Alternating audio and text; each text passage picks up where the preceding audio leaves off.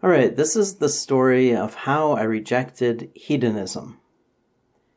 Hedonism is the belief that value resides in the feelings of pain and pleasure. Hedonism is a theory of value in which pain is intrinsically bad, pleasure is intrinsically good, and nothing else is intrinsically bad or good. To put it another way, pain is intrinsic negative value, pleasure is intrinsic positive value, and nothing else is intrinsically valuable. Other things can have instrumental value as causes of pain or pleasure, but not intrinsic value. To a hedonist, the purpose of life is to experience as much pleasure and as little pain as possible. In this context, pain is a general term for negative emotional experience, and pleasure is a general term for positive emotional experience.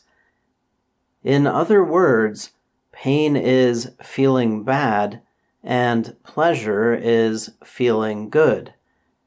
In ordinary discourse, pain is often used in a narrower sense to mean sensations of injury or illness that are localized to specific parts of the body, as in aches and pains, like I stubbed my toe, ouch.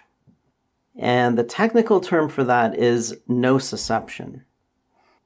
I'm using the term pain in a more general sense to refer to any negative emotional experience, such as those associated with injury, illness, hunger, thirst, extremes of temperature, fear, sadness, lust, loneliness, boredom, fatigue, etc.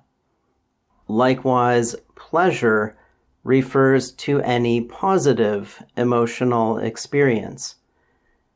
Hedonism is sometimes expressed as the pursuit of happiness by the optimist, or as the avoidance of suffering by the pessimist.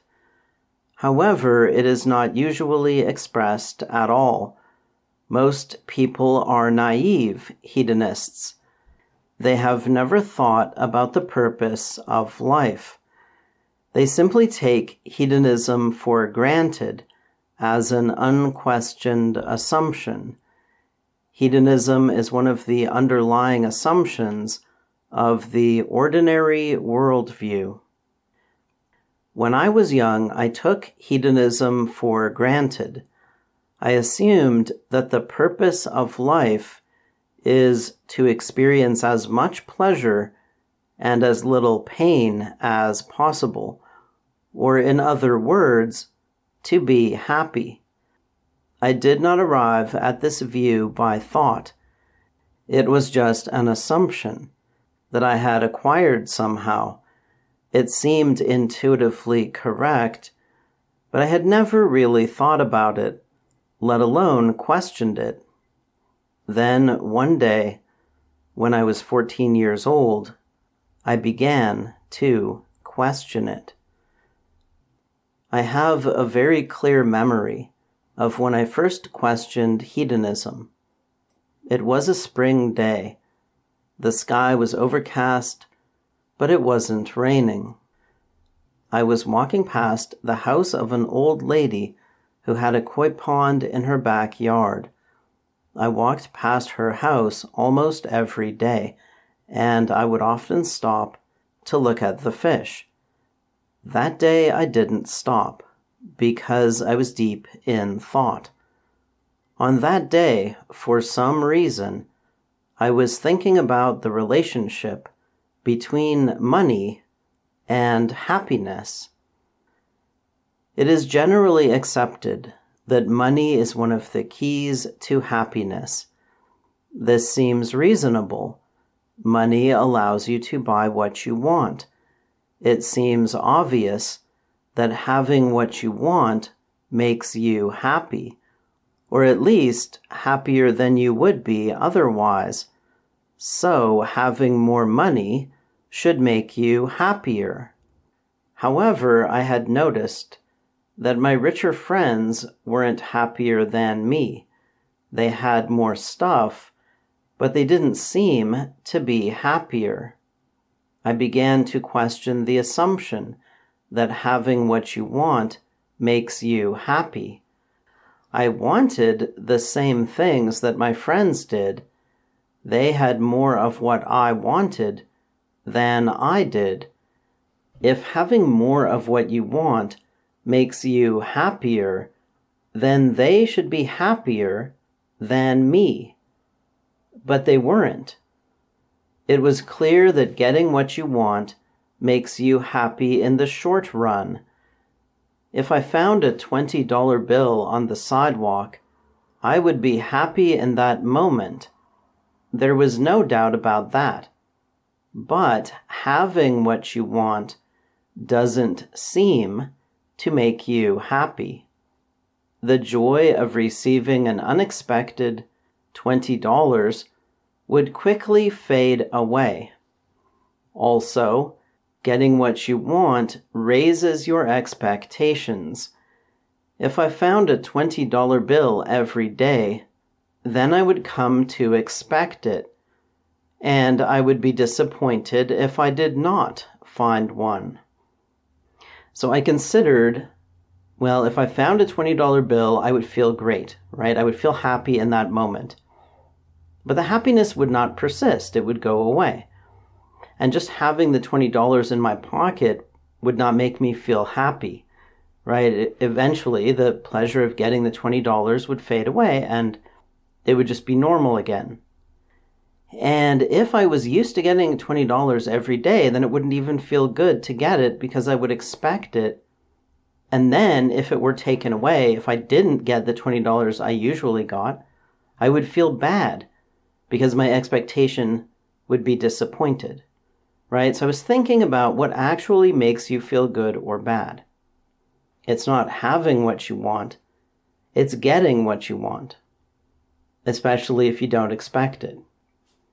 My friends were used to living in nice houses, having their own rooms, playing video games, going on vacations, and having pizza for dinner once a week. They would be disappointed if they did not have those things. By contrast, I was not used to those things, so I was not disappointed by not having them. What was normal for my friends did not make them happy. What was normal for me did not make me unhappy.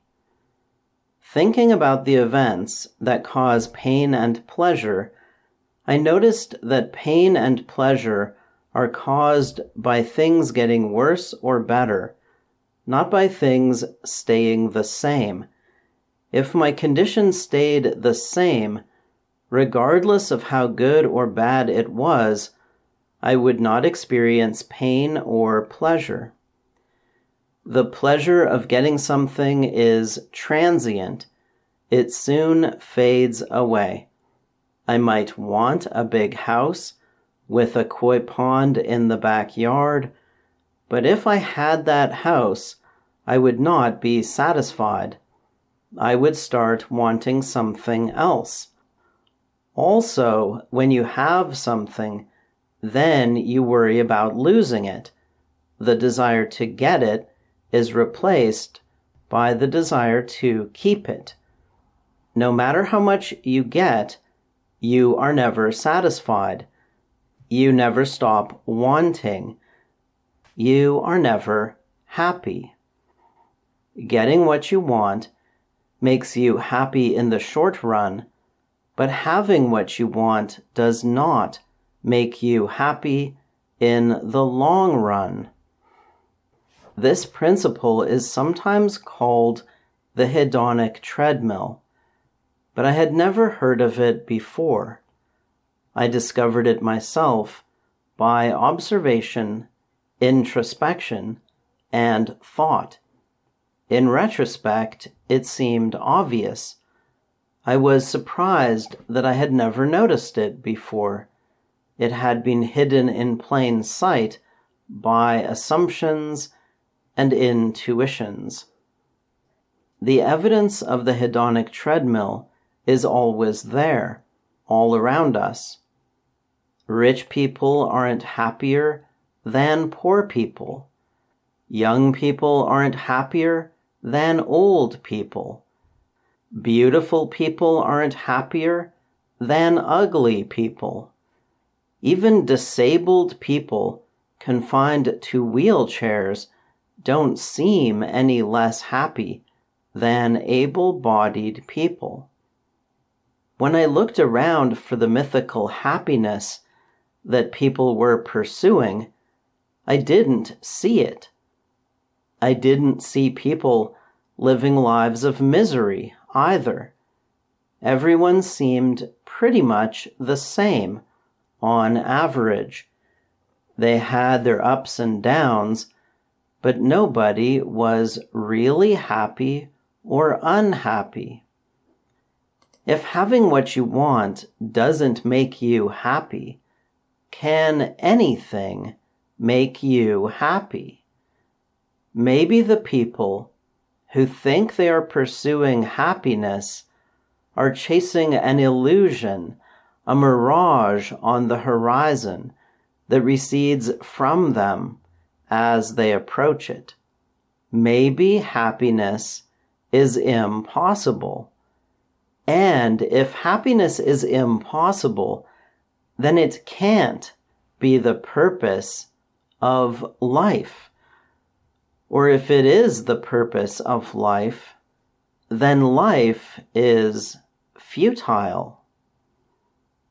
I lost my faith in hedonism that day, just as I had lost my faith in morality years before. I began to question the assumption that pleasure and pain are the ultimate source of value. I had never really thought about it before, but now I could see that it was an assumption, and I could find no justification for it. Why had I ever believed that happiness is the purpose of life? There are many problems with that assumption.